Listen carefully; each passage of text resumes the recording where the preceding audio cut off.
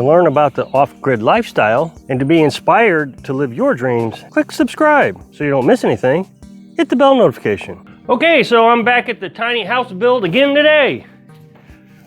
I told everybody months ago, once I had all the materials, that's all we would be doing is working on the tiny house. It's a very cold morning.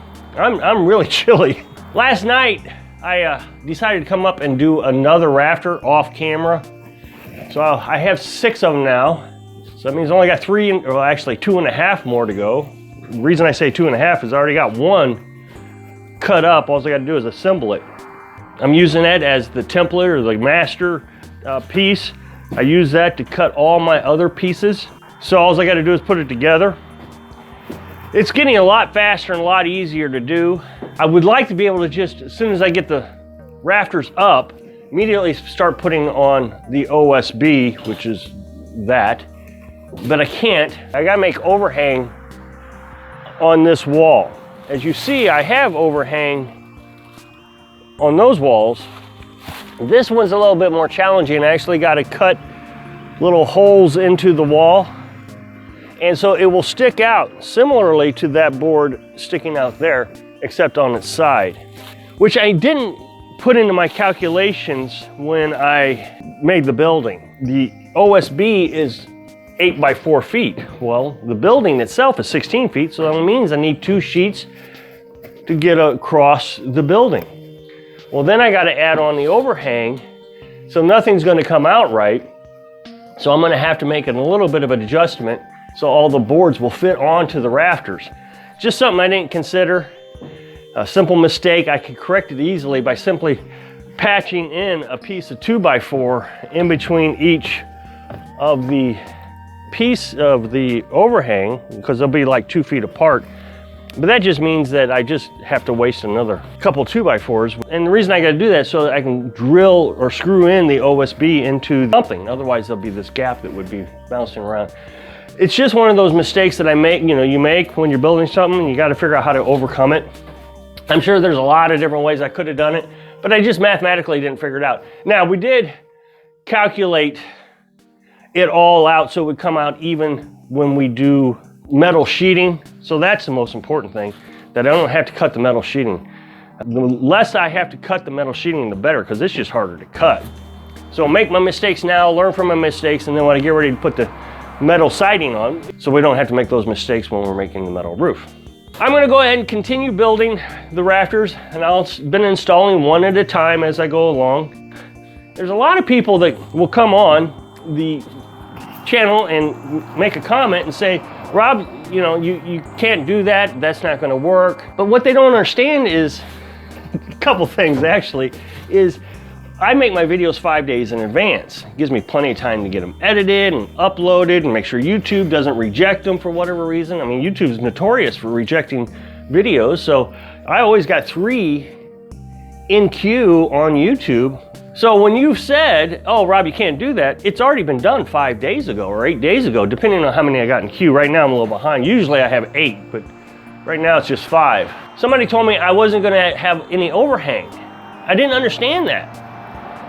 So I do have overhang. I got 18 inches, I got 16.5 inches on this side and almost 18 inches on that side.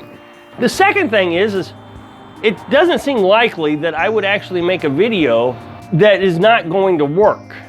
I mean, I even said this to a family member the other day.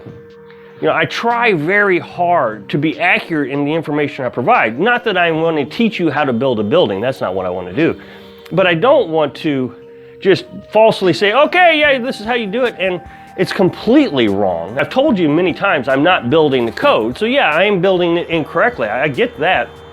But if it's just not gonna work, I'm not gonna put it out there. Again, I'm going to start assembling and cutting my boards to make another rafter using my jigs here.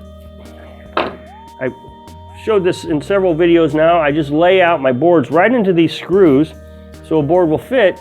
And if it doesn't fit in these screws, then I know I've made a cut incorrectly. I use these master, a lot of jokes being made on the comment section also. Master rafter crafter. It was funny. But I'm using these master cuts or templates, whatever you want to call them. And I just use the same one over and over again on both sides. When I say both sides, you got the west side and the east side. So it's just a duplication, it's all mirrored image. And then all I gotta do is come out here and then cut the gusset plates. And I got a stack of them right here. The gusset plates are the mending plates, whatever you wanna call them, that I've got right here. And if you buy them, they look like this. Somebody suggested that it would be a lot faster and easier and whatever if I just went out and bought the rafters or the trusses or whatever you want to call these. They do manufacture them and they'll come out and deliver them, the whole thing. I Googled it real fast. I didn't take a lot of time to research it, so you may come up with different numbers. But I Googled and it told me that it was going to be $4,800 to do 9 rafters. Now you got to remember, I'm trying to build the entire building for $5,000 or less. So $4,800 would have been my entire budget for the thing. I'd rather take the time and save the money so I can have a nice retirement. That's my big deal. I like to have, a nice savings for my retirement so I don't have to work as hard when I get older. But I also enjoy the challenge. I spent $375 for these 2x4s versus the $4,800. And I've learned so much about doing all this. And I've really had a good time. I invented my own jig so I could lay out all the boards. There's something to say about pride in your work. I know we live in a time where you can just go out and buy everything, but I want to go back in time where I can go out and build something and make it myself. Imagine if you're an artist and you just created a painting and how much pride you would take into that painting, or a piece of music, you just made a piece of music. Well, the same thing for me. Being able to build something and design something, it's what I live for. I really enjoy it.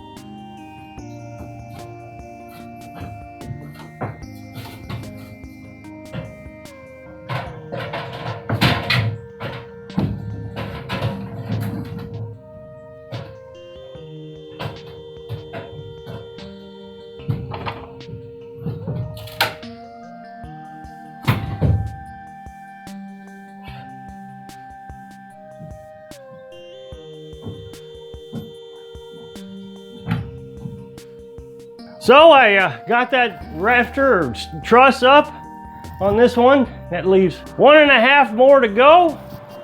Again, I already got half of one already cut up. I just got to assemble it.